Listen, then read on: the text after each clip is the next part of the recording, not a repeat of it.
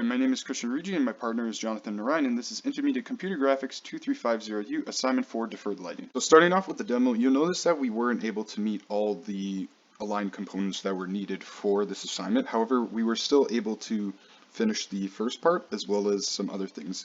So as you can see here, the main component we have is we completed the first part being that we have a icosphere in wireframe mode, which has volume lighting applied to it. So any object that passes through this icosphere or any object that's inside of it will have lighting be applied to it, but anything outside of that has no lighting in the scene. So as you can see here, some of the boxes and the Tesla coil have lighting, and then when our character passes through it, he has lighting, and when he is outside of it, he has no lighting being applied to him. Along with that, we also have ImGUI toggles, which actually change the location of the light and the mesh. So since the mesh is directly linked to the light direction and its transform, if we change these toggles, the light actually moves and changes the scene, and we can move it along the Z, along the Y, and along the X. And along with that, we also have different toggles if we press our keypad. So if you press 3, we have this effect. 4 will give us this. 5, 6, and back to 1. The second toggle was unable to work, which essentially doesn't draw any of the meshes, but that is what we were able to accomplish on the demo side of things.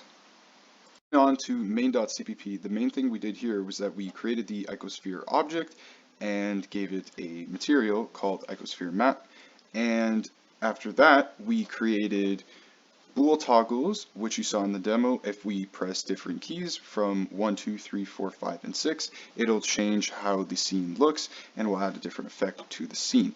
Now, if we move down here, this is where we set the position of the icosphere to be the same position as the light direction of the sun. So that way when you move the icosphere using the ImGUI toggles, the mesh will move as well. And this is also where we calculated the radius, which you need in order to calculate volume lighting. And we set the icosphere to the local scale of the radius value, which is a more accurate representation of how the actual light is. And lastly, if we move down onto the renderer loop, the last thing we did is that we said if the render material is equal to the icosphere's material, then we'll render it in wireframe mode. So moving along to the illumination buffer.cpp class, what we did here is that we passed the gbuffer directional frag GLSL shader the radius which we calculated in main and set the uniform variable uradius to that value. And if we move over to the shader, if you can see here, this is where we did the calculations for the volume lighting, which was referenced from OpenGL. So first we calculated the distance, which was the length of the sun's light direction minus the frag position. And this if statement essentially determined that if the distance was less than the radius of the mesh, which was the icosphere in this case, then the normal lighting calculation would be performed for shadows, diffuse, and specular, and basically anything inside of that icosphere would have lighting, but anything outside of that would not have lighting, and that's how we calculated volume lighting. This is the main.cpp. I can't actually run the program because it currently isn't functional, but if I show you the calculations and math, I hope that you could maybe understand what I was trying to go for. So basically, I did everything in the main dynamic light and dynamic light .cpp. And basically what I did was I did 0 to 255 for random color and 14 to -14 for the random light position. That was so random.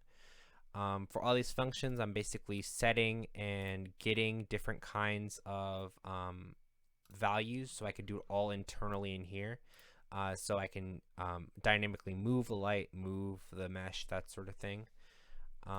So for the main, all I did was I did some stuff with the toggles. I did 1 to 6.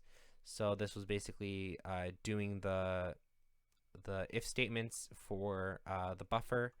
And I also did 7, and 7 was basically just that if it was -1, it would have been for the sun, and -2 just sets it right